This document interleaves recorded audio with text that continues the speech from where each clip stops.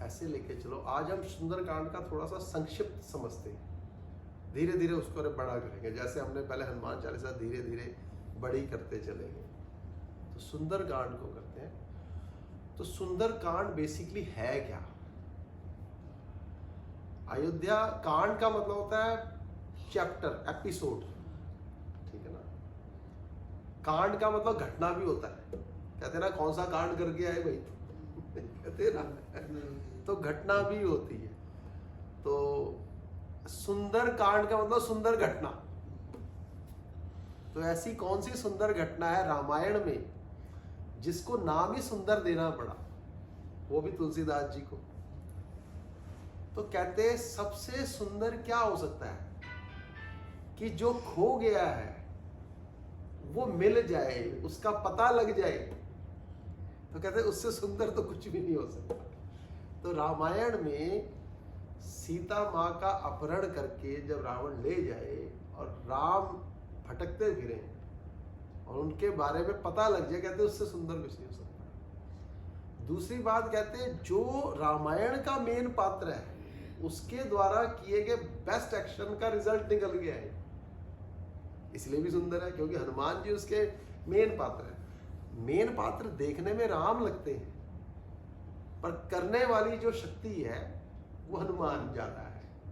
तो कहते हैं हनुमान जी का बेस्ट गुण निकल के बाहर आता है। तो एक गुरु का, एक साधक का बेस्ट गुण जिसमें बाहर निकल के आए वो सबसे सुंदर हो सकता है। तो इसलिए उसका नाम सुंदरकांड रखा है। तो सुंदरकांड की घटना होती कहां से? रामायण में सुंदरकांड को जब करते हैं तो उसमें पहले एक चौपाई पिछले चैप्टर की लेते हैं। जब सुंदरकांड का पाठ करते हैं ना नॉर्मल भाषा में, जैसे पूरा तरह से पाठ करते हैं, तो उसमें क्या करते हैं, पहले एक चौपाई किष्किंधा कांड की लेते हैं। किष्किंधा कांड की चौपाई से शुरू करके फिर आगे तक चलते हैं। तो वो ऐसे है कि जैसे सीता माता को ले गया लंका में रावण, ये बात पता लग गई जटायु के द्वारा कि लंका में लेके चला गया। सुग्रीव ने अपने सारे के सारे वानर, जितनी भी फौजें थी, सबको चारों दिशाओं में भेजा पता करने के लिए, पता करके आओ कहाँ है। भगवान राम को पता था कि ये काम सिर्फ हनुमान जी कर सकते हैं, इसलिए हनुमान जी को बुला के उन्होंने स्पेशल अंगूठी दे दी कि तुम जाना और मेरे बारे में उनसे बात करना, मेरे विरह के बारे में बताना और मेरे शक्ति के बारे में बताना, दोनों के बारे में बताना। अब वो जो लास्ट पार्ट है उसमें ये है कि सब बैठे हैं समुद्र के किनारे, और समुद्र के किनारे हर बंदर जो है, हर जो वो है वहाँ का योद्धा है उनका, वो अपनी अपनी लिमिट बता रहा है। जी मैं तो 10 मील तैर सकता हूँ, दूसरा कह रहा मैं 20 मील तैर सकता हूँ, कोई कुछ कह रहा है, कोई अंगद कह रहा है जी मैं जाने की तो गारंटी दे सकता हूँ, आने का नहीं मुझे पता, जा तो सकता हूँ कहते थे। तो जामवंत जो उनके सबसे बड़े मंत्री थे और बुजुर्ग थे बहुत, जामवंत जी सबसे बुजुर्ग थे, वो रीछ जाति से थे। तो वो क्या देखते कि हनुमान जी चुप बैठे सुनी जा रहे हैं, तो जामवंत जी बोलते कि भाई आप क्यों नहीं अपने बारे में वो जो बताते हनुमान जी। तो हनुमान जी कहते जी मैं क्या कर सकता हूँ, मेरे को तो कुछ भी नहीं आता।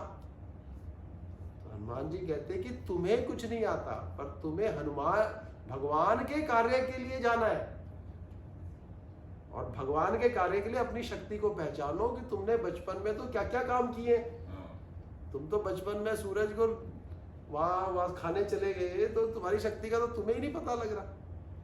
तो जैसे ही राम काज की बात आई तो वो एकदम से एक्टिव हो गए। तो जैसे ही एक्टिव हो गए तो उनको इतने उसमें आ गए, कहते हैं कि वो कहते हैं कि मैं अभी दौड़ के जाके लंका से रावण को पकड़ के ले आऊंगा और माता को भी ले आऊंगा। वो इतने उसमें आ गए, अपने भाव में आ गए।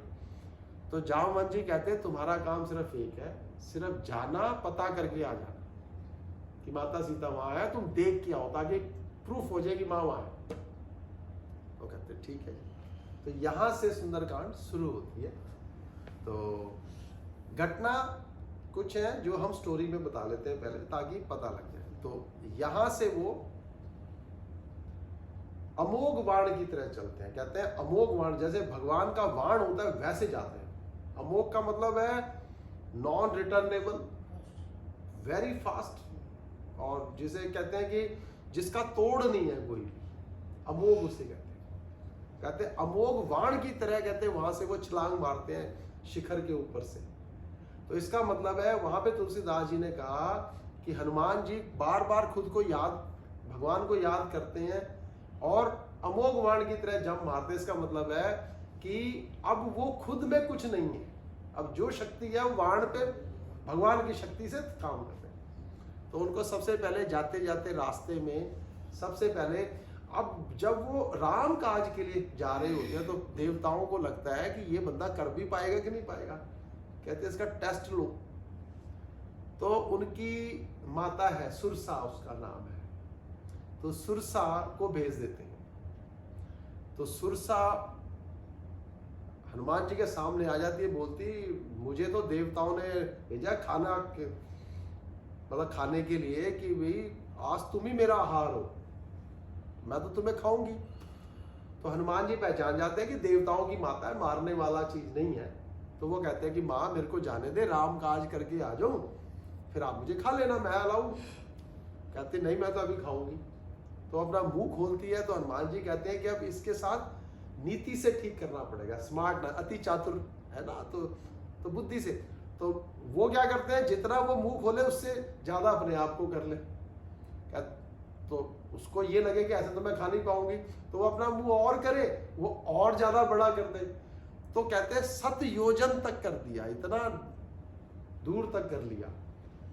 तो कहते हैं हनुमान जी ने जैसे ही माँ ने 7 योजन किया, कहते अपने आप को छोटा रूप बनाया, मुंह में से चक्कर काट के आ गए बाहर। कहते माँ मैंने अपनी ड्यूटी पूरी कर ली, आपने मुझे खा लिया, अब मेरे को जाने दो।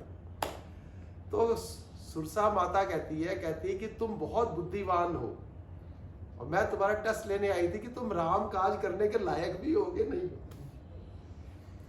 तो सुरसा कौन है, यदि इसको समझे ध्यान से, तो शब्द है सुरसा। रस माने होता है आनंद, तो सु माने होता है अच्छा आनंद। भक्ति का भी आनंद है एक, जो लोग भक्ति करते हैं उसका एक आनंद लेते हैं। पर कहते हैं हनुमान जी, रामायण कहती है कि जो साधक है, जो भक्त है, उसको रस में ही इन्वॉल्व नहीं रहना चाहिए, क्योंकि उसका रस आता है। अब कीर्तन करने का रस पूरा आता है, पर कहते कीर्तन के रस में ही ना डूबा रहे, अपने लक्ष्य को याद रखे सदा। लक्ष्य क्या है, भगवान को पाना, रस लेना नहीं है। व्यक्ति रस लेने में चला जाता है। और कहते साधक जब 2 मिनट के लिए झटका लगता है कि यार मैं रस लेने लग गया, मेरी तो साधना करनी थी, तो कहते सुरसा ना 2 मिनट में अपना मुंह और ज्यादा बढ़ा लेती है। तो यदि साधक को लक्ष्य याद ना हो तो फिर मुंह में चला जाता है। आगे समझ। तो ध्यान, साधना का, भक्ति का रस मिलना जब आनंद हो जाता है तो आदमी आनंद में ज्यादा रहने लगता है। आदमी को लगता है यार मजेदार चीज है ये, तो वो अपने लक्ष्य को भूलने लग जाता है। ये याद रखना चाहिए, साधना में तब तक लक्ष्य को नहीं वो छोड़ना चाहिए जब तक कि पूरी तरह से मिल ना जाए, क्योंकि देवताओं का रस है, सुरसा है, बुरा रस नहीं है, कुरसा नहीं है, सुरसा है। पर कहते उससे भी बचना चाहिए। तो कई लोग जो बोलते ना जी हमको तो जी पाठ करने में मजा ही बड़ा आता है, वो पाठ करने से मजा लेना नहीं है, पाठ करके जो लक्ष्य बनाना है उस पर साधना। तो ये बात कहता है। तो पहले कौन देखो टेस्ट ले रहा है, पहला टेस्ट ले रही है सुरसा। फिर उसके बाद वो आगे चलते हैं, पार करते हैं आगे। बीच में एपिसोड्स बहुत है, अभी हम छोटी छोटी बात कर रहे हैं। तो जैसे ही वो वहां लंका पहुंचते हैं तो लंका में पहुंच के वो क्या करते हैं, एक ऊंचे से पहाड़ के ऊपर चढ़ जाते हैं। वहां से वो पूरी लंका को देखते हैं, व्यू देखते हैं। तो फिर वो प्लान करते हैं कि कैसे मैं इस लंका में जाऊं। तो लंका क्या है, इस संसार, ये संसार ही लंका है सारी। वासनाएं, कामनाएं, इच्छाएं, इन सब की जो चीज बनी हुई, जो बाहर से बड़ी सुंदर दिख रही है, जैसे आप दुबई जाओ तो दुबई में आपको सब बड़ा बड़ा दिखता रहता है, ग्लैमर ही दिखता है, ग्लैमर दिखता रहता है, तो वो सारी लंका है जहाँ पैसे की गेम चल रही है, शराब की गेम चल रही है।